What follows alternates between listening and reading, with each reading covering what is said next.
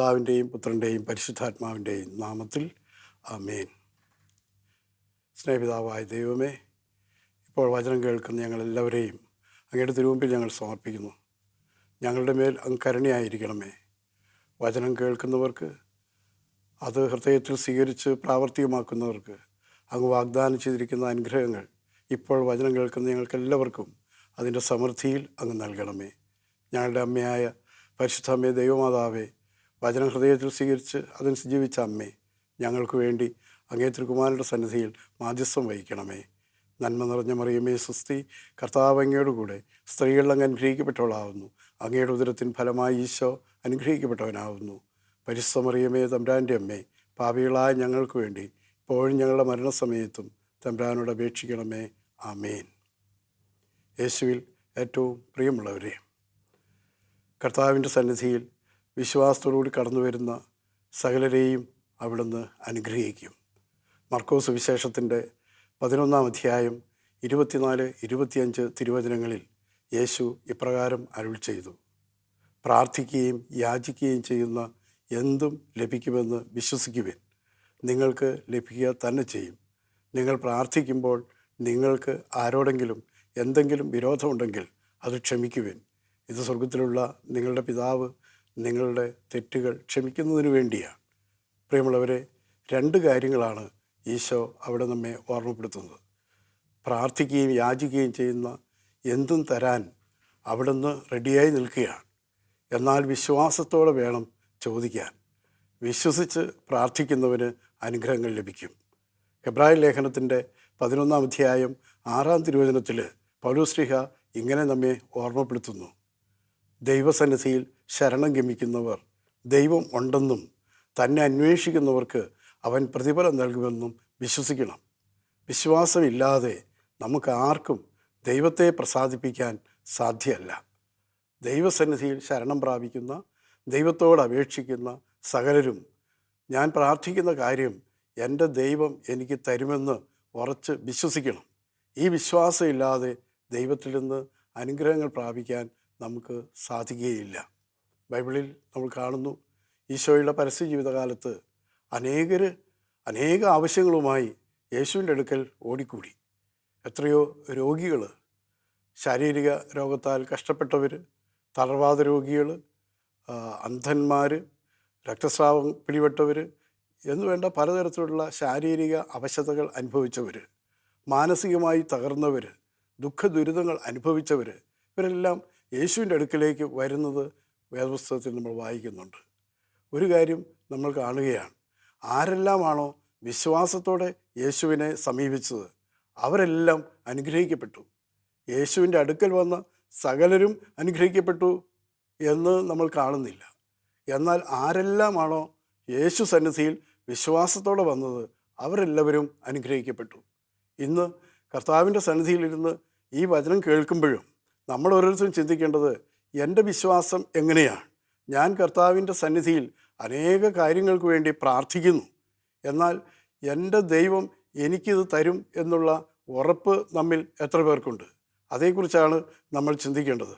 ഹെബ്രായ ലേഖനത്തിൻ്റെ 11-ാം അധ്യായം 1-2 വചനങ്ങളിൽ എന്താണ് വിശ്വാസം എന്ന് അപ്പസ്തോലൻ നമുക്ക് വിവരിച്ചു തരുന്നുണ്ട്. പ്രത്യാശിക്കുന്നവ ലഭിക്കുമെന്നുള്ള ഉറപ്പും കാണപ്പെടാത്തവ ഉണ്ട് എന്ന ബോധ്യവുമാണ് വിശ്വാസം. ഇതുമൂലമാണ് പൂർവികർ അംഗീകാരത്തിന് അർഹരായത്. ദൈവത്തിൻ്റെ വചനത്താൽ ലോകം സൃഷ്ടിക്കപ്പെട്ടെന്നും കാണപ്പെടുന്നവ കാണപ്പെടാത്തവയിൽ നിന്ന് ഉണ്ടായി എന്നും വിശ്വാസം മൂലം നാം അറിയുന്നു. പ്രിയമുള്ളവരെ, 2 പ്രധാനപ്പെട്ട കാര്യങ്ങളാണ് വിശ്വാസം എന്ന് പറയുന്നത്. ഒന്നാമത്തെ ഭാഗം ഇതാണ്: പ്രത്യാശിക്കുന്ന കാര്യം എനിക്ക് ലഭിക്കും, എൻ്റെ ദൈവം എനിക്ക് തരും എന്നുള്ള ഉറപ്പ്. രണ്ടാമത്തെ കാര്യം കാണപ്പെടാത്തവ ഉണ്ട് എന്ന ബോധ്യം. എൻ്റെ അറിവ് കൊണ്ടും ആലോചന കൊണ്ടും ബുദ്ധി കൊണ്ടും പഠനം കൊണ്ടും എല്ലാം ഞാൻ ആലോചിച്ച് നോക്കിയിട്ട് എനിക്ക് അതേക്കുറിച്ച് ഒരു മറുപടിയും ലഭിക്കുന്നില്ല, എനിക്ക് മനസ്സിലാകുന്നില്ല. എങ്കിലും എൻ്റെ ദൈവത്തിന് അസാധ്യമായി ഒന്നുമില്ല. എൻ്റെ ദൈവം സർവശക്തനാണ്, അവിടത്തേക്ക് എല്ലാം ചെയ്യാൻ സാധിക്കും എന്നുള്ള ബോധ്യം, കാണപ്പെടാത്തവ ഉണ്ടെന്നുള്ള ബോധ്യം. ഇത് രണ്ടും ചേരുമ്പോഴാണ് അത് വിശ്വാസം ആകുന്നത്. അതിൽ ആദ്യത്തെ ഭാഗം, കർത്താവ് എനിക്ക് ഇത് ചെയ്തു തരും, പ്രത്യാശിക്കുന്നവ ലഭിക്കുമെന്നുള്ള ഉറപ്പ്. ആ ഉറപ്പോടുകൂടി യേശുവിനെ സമീപിച്ച അനേകരെ വേദപുസ്തകത്തിൽ നമ്മൾ കണ്ടുമുട്ടുന്നുണ്ട്. ലൂക്കാസ് വിശേഷത്തിൽ 8-ാം അധ്യായത്തിൻ്റെ 40 മുതലുള്ള തിരുവചനങ്ങൾ നമ്മൾ വായിച്ചു പോകുമ്പോൾ അവിടെ കർത്താവ് യേശു 2 വലിയ അത്ഭുതങ്ങൾ ചെയ്യുന്നത് നമുക്ക് കാണാനായിട്ട് സാധിക്കും. അതിൽ ഒന്നാമത്തേത് ജൈറൂസ് എന്ന് പറയുന്ന സിനഗോഗ് അധികാരിയെക്കുറിച്ചാണ് പറയുന്നത്. സിനഗോഗിലെ ഒരു വലിയ അധികാരിയായിരുന്നു ജൈറൂസ്. ജൈറൂസിന് ഒരൊറ്റ മോളെ ഉണ്ടായിരുന്നുള്ളൂ. ആ മോള് 12 വയസ്സ് പ്രായം, അവളുടെ പ്രായവും ബൈബിളിൽ രേഖപ്പെടുത്തിയിട്ടുണ്ട്. 12 വയസ്സുള്ള ഈ മകൾ മരണാസന്നയായി. അപ്പോൾ എന്താ ചെയ്യേണ്ടത് എന്നറിയാതെ വിഷമിച്ച ആ മനുഷ്യൻ യേശു കഫർനാമിലൂടെ കടന്നു പോകുന്നുണ്ട് എന്നറിഞ്ഞപ്പോൾ യേശുവിനെ കാണാനായി യേശുവിൻ്റെ അരികിലേക്ക് വരികയാണ്. സാധാരണ സിനഗോഗിലെ അധികാരികളെല്ലാം യേശുവിൻ്റെ വിമർശകരാണ്. അതാ ബൈബിളിൽ നമ്മൾ കാണുന്നത്. എന്നാൽ ഈ മനുഷ്യൻ യേശു ദൈവമാണെന്ന് വിശ്വസിച്ച് അവിടത്തേക്ക് അസാധ്യമായി ഒന്നുമില്ല, തൻ്റെ പ്രിയപ്പെട്ട മകളുടെ ഏക മകളുടെ രോഗം സുഖപ്പെടുത്താൻ അവിടത്തേക്കാകും എന്ന് വിശ്വസിച്ച് യേശുവിൻ്റെ അടുക്കിലേക്ക് എത്തുകയാണ്. അവൻ വന്ന് പറഞ്ഞു, എൻ്റെ മകളൊരു ഇങ്ങനെ മരണാസന്നയായി കിടക്കുകയാണ്, അങ്ങ് വന്ന് സുഖപ്പെടുത്തണം. ഇത് കേട്ട യേശു ഞാൻ വരാം എന്ന് പറഞ്ഞ് മുമ്പോട്ട് നീങ്ങുകയാണ്. നീങ്ങുന്നതിനിടയിൽ വലിയ തിരക്കാണ്. തിക്കി യേശുവിൻ്റെ അടുക്കൽ ആൾക്കാർ കൂടിയിട്ടുണ്ട്. അക്കൂട്ടത്തിൽ വേറൊരു സ്ത്രീയെക്കുറിച്ച് ബൈബിളിൽ നമ്മൾ വായിക്കുന്നു. അവൾ 12 വർഷമായി രക്തസ്രാവ രോഗത്താൽ കഷ്ടപ്പെട്ടവളായിരുന്നു. അവൾ പോകാത്ത ആശുപത്രികളില്ല, ചെയ്യാത്ത ചികിത്സകളില്ല. എല്ലാ ഡോക്ടറും വൈദ്യശാസ്ത്രവും ഉപേക്ഷിച്ച നിലയിൽ 12 വർഷമായി രക്തസ്രാവ രോഗത്താൽ കഷ്ടപ്പെട്ടവൾ. ഓർക്കണേ, രക്തസ്രാവം എന്ന് പറഞ്ഞാൽ അന്നത്തെ യഹൂദ സമൂഹത്തിൽ ഒറ്റപ്പെടുന്ന അനുഭവമായിരുന്നു. രക്തസ്രാവമുള്ള ഒരു സ്ത്രീയെ പൊതുസമൂഹത്തിൽ ഒരിടത്തും അവർ അടുപ്പിക്കാറില്ല. അത് വലിയ ഒരു മാരക രോഗമായി അവർ കണക്കാക്കിയിരുന്നു. അതൊരു ശാപമായി കണക്കാക്കിയിരുന്നു. അങ്ങനെയുള്ള സമൂഹത്തിൽ പരസ്യപ്പെടുത്താൻ സാധിക്കാത്ത വിധത്തിൽ രഹസ്യമായി ആ വേദനയും ദുഃഖവും രോഗവും അനുഭവിച്ചവളാണ് അവൾ. അവളെക്കുറിച്ച് തിരുവചനം പറയുക, അവൾ പോകാത്ത ആശുപത്രികളില്ല, ചെയ്യാത്ത ചികിത്സകളില്ല. അങ്ങനെയുള്ളവൾ ഇതാ ജനക്കൂട്ടത്തിനിടയിലൂടെ ആരും അറിയാതെ യേശുവിൻ്റെ പിന്നാലെ വന്ന് യേശുവിൻ്റെ വസ്ത്രത്തേൽ ആ സമയത്ത് സ്പർശിച്ചു. യേശുവിൻ്റെ വസ്ത്രത്തേൽ ഒന്ന് സ്പർശിച്ചാൽ മതി, താൻ സൗഖ്യം പ്രാപിക്കും എന്ന വിശ്വാസത്താൽ തൊട്ട അവൾ ആ നിമിഷം സൗഖ്യം പ്രാപിച്ചു. ഇത് യേശുവും അവളും മാത്രമേ അറിയുന്നുള്ളൂ. എന്നാൽ യേശു അല്പം മുന്നോട്ട് നീങ്ങിയപ്പോൾ തിരിഞ്ഞു നിന്ന് ചോദിച്ചു, ആരാണ് എന്നെ തൊട്ടത്? അവളത് പരസ്യപ്പെടുത്താൻ ആഗ്രഹിച്ചില്ല. യേശു പറഞ്ഞു, ഇതാ ആരോ എന്നെ തൊട്ടു, എന്നിൽ നിന്ന് ശക്തി പുറപ്പെട്ടിരിക്കുന്നു. ഉടനെ അവൾ മുമ്പോട്ട് ചെന്നു. പിന്നെ അവൾ മറച്ചു വെച്ചില്ല. അവൾ യേശുവിൻ്റെ അടുക്കൽ ചെന്ന് പറഞ്ഞു, യേശുവേ, കർത്താവേ, ഞാനാണ് അങ്ങയെ തൊട്ടത്. തൻ്റെ ജീവിത സാഹചര്യം, പരിസ്ഥിതി, താൻ ഇങ്ങനെ വരാനുണ്ടായ സാഹചര്യങ്ങളെല്ലാം അവൾ യേശുവിൻ്റെ അടുക്കൽ പറയുകയാണ്. യേശു അവളോട് പറഞ്ഞു, മകളെ, ധൈര്യമായിരിക്കുക, നിൻ്റെ വിശ്വാസം നിന്നെ രക്ഷിച്ചിരിക്കുന്നു, നിൻ്റെ ദൈവത്തിലുള്ള പ്രത്യാശ നിന്നെ രക്ഷിച്ചിരിക്കുന്നു. അവൾ സൗഖ്യം പ്രാപിച്ചു. പ്രിയമുള്ളവരെ, അതിനുശേഷമാണ് ജായിറൂസിൻ്റെ കാര്യത്തിൽ യേശു ഇടപെടുന്നത്. യേശു മുമ്പോട്ട് പോകുമ്പോൾ ജായിറൂസിൻ്റെ വീട്ടിൽ നിന്ന് ആരോ വന്ന് യേശുവിനെ അറിയിക്കുകയാണ്, ഇനി ഗുരുവിനെ ബുദ്ധിമുട്ടിപ്പിക്കണ്ട, കാരണം ആ പെൺകുട്ടി ബാലിക മരിച്ചു കഴിഞ്ഞു, ഇനി എന്തിനാ ഗുരുവിനെ വീട്ടിലേക്ക് കൊണ്ടുപോകുന്നത്? ഉടനെ യേശു പറഞ്ഞു, ഇല്ല, അവൾ മരിച്ചിട്ടില്ല, ഞാൻ അങ്ങോട്ട് വരികയാണ്. ബൈബിളിൽ നമ്മൾ വായിക്കുന്നു, യേശു പത്രോസ്, യോഹന്നാൻ, യാക്കോബ് ഇവരെയും കൂട്ടിക്കൊണ്ട് ഇതാ ആ ജായിറൂസിൻ്റെ വീട്ടിലേക്ക് ചെന്നു. അവിടെ വലിയ ബഹളമാണ്. ആളുകളെല്ലാം അലമുറയിട്ട് കരയുകയാണ്, ഒച്ചപ്പാടാണ്. ആ കുട്ടി മരിച്ചു എന്ന് അവർ പ്രഖ്യാപിച്ചു. അവിടെ കരച്ചിലും ബഹളവും. യേശു അവരോട് ചോദിച്ചു, നിങ്ങളെന്തിനാ കരയുന്നത്? അവർ മറുപടി പറഞ്ഞു, ആ കുട്ടി മരിച്ചു. ഇല്ല, യേശു പറഞ്ഞു, മരിച്ചിട്ടില്ല. അവൾ എവിടെയാണ്? യേശു ആ ശിഷ്യന്മാരെയും കൂട്ടി അവളുടെ ആ ജായിറൂസിൻ്റെ ഭാര്യയും മാത്രം അവൾ കിടക്കുന്ന റൂമിലേക്ക് കൂട്ടിക്കൊണ്ടുപോയെന്നും അവിടെ ചെന്നപ്പോൾ ഇതാ മരിച്ചു കിടക്കുന്ന ബാലികയെ കണ്ടപ്പോൾ യേശു ആ ബാലികയുടെ കൈക്ക് പിടിച്ചുയർത്തിക്കൊണ്ട് തലീത്ത കൂം, മകളെ എഴുന്നേൽക്കുക എന്ന് പറഞ്ഞപ്പോൾ ആ കുട്ടി ചാടി എഴുന്നേറ്റു. അവളെ ഉയർപ്പിച്ച് ജീവനുള്ളവളായി ജായിറൂസിന് യേശു നൽകിയുണ്ടായി. ആ പ്രദേശത്ത് കൂടി ആളുകളെല്ലാം യേശു വിശ്വസിച്ചു എന്ന് ബൈബിളിൽ നമ്മൾ വായിക്കുന്നു. വീണ്ടും നമ്മൾ കാണുക ലൂക്കാസ് വിശേഷത്തിൻ്റെ 7-ാം അധ്യായം 1 മുതൽ വചനങ്ങളിൽ ഒരു ശതാധിപനെക്കുറിച്ച് നമ്മൾ വായിക്കുന്നുണ്ട്. ശതാധിപൻ വൃത്തിനു വേണ്ടി പ്രാർത്ഥിക്കാൻ, തളർവാദം പിടിച്ചു കിടക്കുന്ന വൃത്തിനു വേണ്ടി പ്രാർത്ഥിക്കാൻ യേശുവിൻ്റെ അടുക്കിലേക്ക് വരികയാണ്. അവനും ഇതാ വിശ്വസിച്ചത്. യേശു ഒരു വാക്ക് ഉച്ചരിച്ചാൽ മതി, തൻ്റെ ഭൃത്യൻ സൗഖ്യം പ്രാപിക്കും. അവനെ കണ്ടപ്പോൾ യേശു പറഞ്ഞു, ഞാൻ വീട്ടിൽ വരാം. അവൻ ഉടനെ യേശുവിൻ്റെ അടുക്കൽ മറുപടി പറഞ്ഞു, അങ്ങ് എൻ്റെ വീട്ടിൽ വരാൻ ഞാൻ യോഗ്യരല്ല. ഞാൻ ശതാധിപനാണ്. എൻ്റെ കീഴിൽ തൊഴിലാളികളുണ്ട്. ഞാൻ ഒരുവനോട് വരിക എന്ന് പറഞ്ഞാൽ അവൻ വരും, പോവുക എന്ന് പറഞ്ഞാൽ പോകും. ഞാൻ അധികാരത്തിന് കീഴ്പ്പെട്ടവനാണ്. എനിക്ക് അധികാരത്തിൻ്റെ വില അറിയാം. സർവശക്തനായ അങ്ങ് ഈ ലോകം മുഴുവൻ സൃഷ്ടിച്ചവനാണ് അവിടുന്ന്. ഈ ലോകത്തിൻ്റെ അധികാരിയാണ് അവിടുന്ന്. ജീവൻ്റെ അധികാരിയാണ് അവിടുന്ന്. അവിടുന്ന് ഒരു വാക്ക് ഉച്ചരിച്ചാൽ മതി, എൻ്റെ ഭൃത്യൻ സുഖം പ്രാപിക്കും എന്ന് അവൻ വിശ്വസിച്ചു. ഉടനെ യേശു ഇപ്രകാരം അരുൾ ചെയ്തു, ഇതുപോലൊരു വിശ്വാസം യഹൂദരിൽ പോലും ഞാൻ കണ്ടിട്ടില്ല. ആ നിമിഷത്തിൽ പ്രിയമുള്ളവരെ, ശതാധിപൻ്റെ വീട്ടിൽ കിടന്ന ഭൃത്യൻ സൗഖ്യം പ്രാപിച്ചു. ഇവിടെ നമ്മൾ 3 അനുഭവങ്ങളാണ് ഞാൻ നിങ്ങളുടെ മുമ്പിൽ പറഞ്ഞത്. 3 പേര്. ഒരാൾ തൻ്റെ ഭൃത്യൻ്റെ തളർവാദത്തിന് വേണ്ടി, തളർവാദം സൗഖ്യപ്പെടാൻ വേണ്ടി പ്രാർത്ഥിക്കുകയാണ്. ജായിറൂസ് തൻ്റെ മകളുടെ സൗഖ്യത്തിനു വേണ്ടി യേശുവിൻ്റെ അടുക്കൽ പ്രാർത്ഥിക്കുകയാണ്.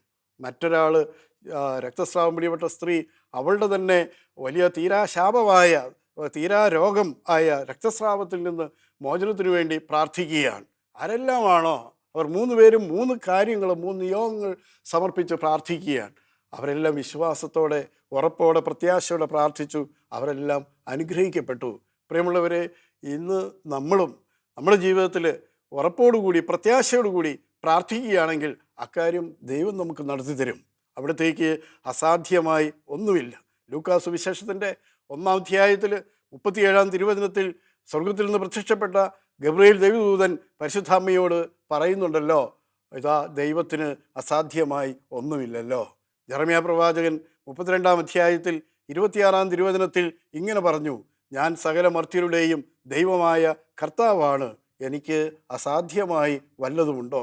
പ്രിയമുള്ളവരെ, അവിടത്തേക്ക് അസാധ്യമായി ഒന്നുമില്ല എന്ന ഉറപ്പോടുകൂടി പ്രാർത്ഥിക്കുന്നവർ അനുഗ്രഹിക്കപ്പെടും. യാക്കോബ് ശ്ലീഹ 1-ാം അധ്യായത്തിൻ്റെ 6-ാം വചനത്തിൽ ഇങ്ങനെ പറയുന്നുണ്ട്, സംശയത്തോടെ നിങ്ങൾ പ്രാർത്ഥിച്ചാൽ നിങ്ങൾക്ക് അനുഗ്രഹം ലഭിക്കുകയില്ല. വിശ്വാസത്തോടെ പ്രാർത്ഥിക്കണം. സംശയത്തോടെ പ്രാർത്ഥിക്കുന്നവൻ കാറ്റിൽ ഇളകിമറയുന്ന കടൽ തിരക്ക് തുല്യനാണ്. അവന് കർത്താവിൽ നിന്ന് ഒന്നും ലഭിക്കുകയില്ല.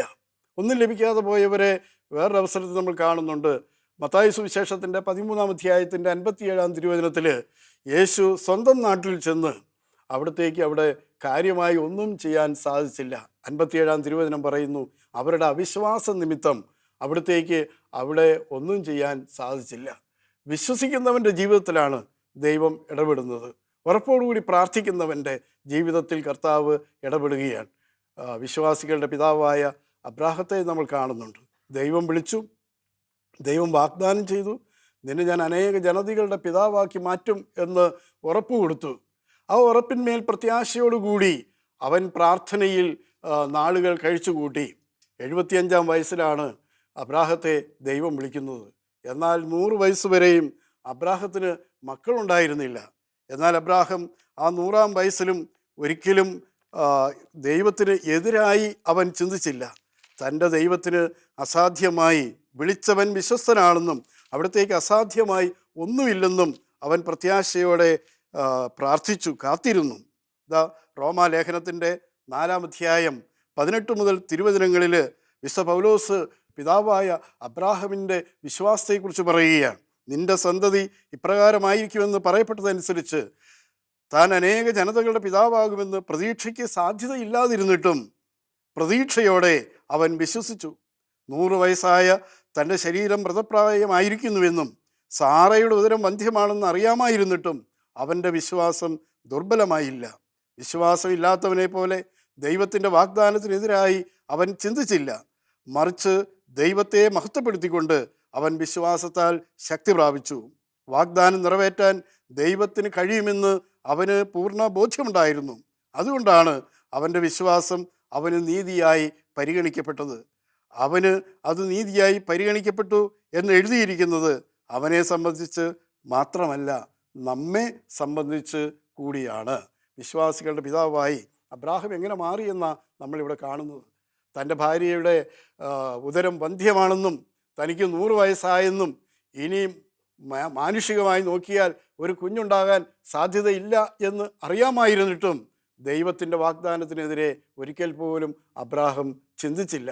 ദൈവത്തിന് വാഗ്ദാനം നിറവേറ്റാൻ കഴിയുമെന്ന് അവൻ വിശ്വസിച്ചു. അതവൻ അനുഗ്രഹമായി മാറി. ഇത് മാത്രമല്ല, അവൻ വിശ്വാസികളുടെ പിതാവായി മാറി. ഇതുതന്നെയാണ് നമ്മുടെ ജീവിതത്തിലും. പ്രിയമുള്ളവരെ, നമുക്ക് പല കാര്യങ്ങളും അസാധ്യമാണ്. മനുഷ്യന് പല കാര്യങ്ങളും അസാധ്യമാണ്. മർക്കോസ് സുവിശേഷത്തിൻ്റെ 9-ാം അധ്യായം 23-ാം തിരുവചനത്തിൽ അവിടുന്ന് പറയുന്നുണ്ട്, കഴിയുമെങ്കിലെന്നോ മനുഷ്യന് പലതും അസാധ്യമാണ്, എന്നാൽ ദൈവത്തിന് അങ്ങനെയല്ല. മർക്കോസിൻ്റെ സുവിശേഷം 10-ാം അധ്യായത്തിൻ്റെ 27-ാം തിരുവചനത്തിലും അവിടുന്ന് പറയുന്നുണ്ട്, മനുഷ്യന് പല കാര്യങ്ങളും അസാധ്യമാണ്, എന്നാൽ ദൈവത്തിന് അങ്ങനെയല്ല. അവിടത്തേക്ക് എല്ലാം സാധിക്കും.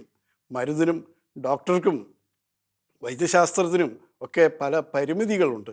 എന്നാൽ വൈദ്യശാസ്ത്രത്തിന് കഴിയാത്തത് ദൈവത്തിന് സാധിക്കും. നമുക്കറിയാം, എത്രയോ ആശുപത്രികളിൽ നിന്ന് മടക്കിവിട്ട രോഗികൾ.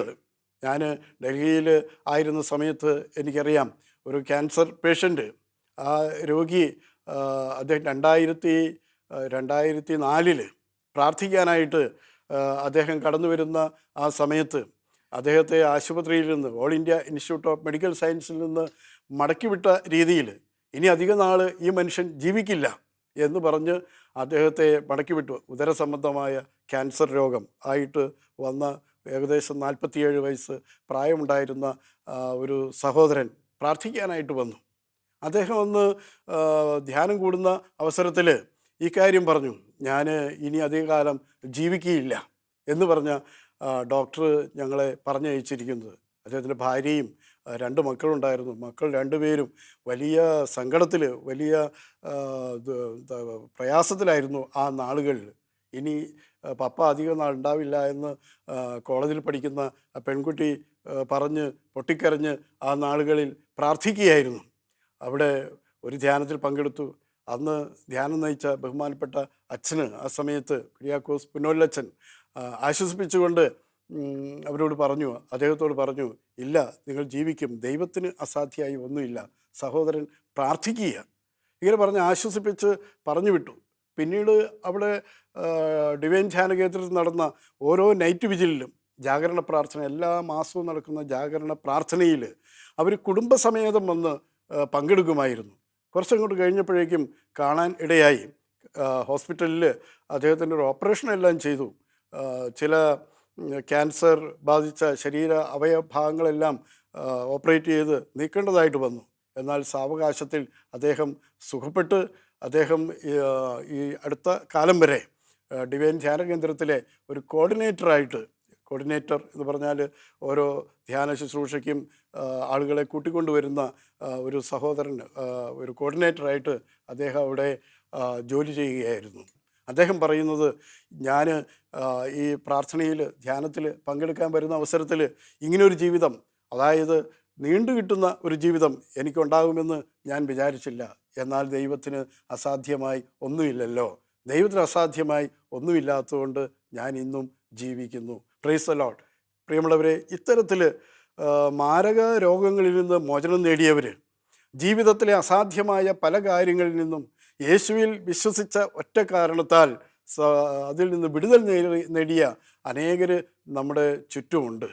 അവരെല്ലാം സാക്ഷികളാണ്. നമുക്കറിയാം, ഓരോ ധ്യാനത്തിലും പ്രാർത്ഥനാ ശുശ്രൂഷയിലും എത്രയോ മാരകരോഗങ്ങളിൽ നിന്ന് വിടുതൽ നേടിയവരാണ് സാക്ഷ്യപ്പെടുത്തുവാനായിട്ട് സ്റ്റേജിലേക്ക് കയറി വരുന്നത്. എവിടെയെല്ലാം വചന ശുശ്രൂഷ, വചനം പ്രസംഗിക്കപ്പെടുന്നുവോ അവിടെയെല്ലാം ആദ്യ കാലഘട്ടത്തിൽ കർത്താവ് അപ്പസ്തോലന്മാരോടൊപ്പം നിന്ന് അത്ഭുതങ്ങളും അടയാളങ്ങളും പ്രവർത്തിച്ച് വചനത്തെ സ്ഥിരീകരിച്ചതുപോലെ അതേ വചനം പ്രഘോഷിക്കുന്ന പ്രിയപ്പെട്ട മക്കളുടെ കൂടെ നിന്ന് കർത്താവ് ഇന്ന് അത്ഭുതങ്ങൾ പ്രവർത്തിക്കുകയാണ്. ആരെല്ലാമാണോ വിശ്വാസത്തോടെ യേശു സന്നിധിയിലേക്ക് വരുന്നത് അവരെല്ലാം അനുഗ്രഹിക്കപ്പെടുന്ന അനുഭവങ്ങളാണ് നമ്മൾ കാണുന്നത്. പ്രിയമുള്ളവരെ, രോഗസൗഖ്യം മാത്രമല്ല, അത്ഭുതകരമായ വിടുതൽ, പാപബന്ധനങ്ങളിൽ നിന്നുള്ള വിടുതൽ. ചില ആളുകൾ നാളുകളായി മദ്യം, മയക്കുമരുന്ന് ഇതുപോലെയുള്ള ചില തരത്തിലുള്ള ബന്ധനങ്ങൾക്ക് അടിമകളായവർ യേശു സന്നിധിയിൽ പ്രാർത്ഥിക്കുമ്പോൾ അവർക്ക് അവിടുന്ന് അത്ഭുതകരമായ വിടുതൽ നൽകുന്നത് നേരിട്ട് കാണാൻ ദൈവം അനുഗ്രഹിച്ചിട്ടുണ്ട്. ഈ നാളുകളിൽ ഓരോ വചന പ്രഘോഷണ വേദിയിലും ഓരോ പ്രഘോഷണ സ്ഥലത്തും ഞങ്ങൾ ഇപ്രകാരമുള്ള ആളുകളെ കാണുകയാണ്. ഈ അടുത്ത നാളിൽ പോട്ടയാശ്രമത്തിൽ പ്രാർത്ഥിക്കാൻ വന്ന ഒരു ഭാര്യയും ഒരു ഭർത്താവും അവർ രണ്ടുപേരും ചേർന്ന് കൗൺസിലിങ്ങിനായിട്ട് എൻ്റെ അടുക്കൽ വന്നു. പ്രായം ഏതാണ്ട് 55-60 വയസ്സോളം പ്രായമുള്ള ഭർത്താവ്, 10-50 വയസ്സ് പ്രായം തോന്നിക്കുന്ന അവരുടെ ഭാര്യ, ഇവർ രണ്ടുപേരും കൂടിയാണ് വന്നിരിക്കുന്നത്. അപ്പോൾ ഞാൻ അവരോട് വിവരങ്ങളെല്ലാം തിരക്കിയപ്പോൾ പേര് ചോദിച്ചു, കുടുംബ പശ്ചാത്തലമെല്ലാം ചോദിച്ചു. നിങ്ങൾക്ക് മക്കളില്ലേ, എത്ര പേരാ കുട്ടികളുള്ളത്? ഉടനെ അവരെന്നോട് പറഞ്ഞു, രണ്ടുപേരും ചിരിച്ചുകൊണ്ട് പറഞ്ഞു, ഇല്ല ഞങ്ങൾക്ക് കുട്ടികളില്ല. അപ്പം നിങ്ങളുടെ കല്യാണം കഴിഞ്ഞിട്ട് എത്ര വർഷമായി? അവരുടനെ പറഞ്ഞു 22 വർഷമായി. 22 വർഷമായി. എന്നിട്ട് നിങ്ങൾ വല്ല ട്രീറ്റ്മെൻറ്റിന് പോവുകയോ അങ്ങനെ വല്ലതും ചെയ്തോ ഞാൻ ചോദിച്ചു.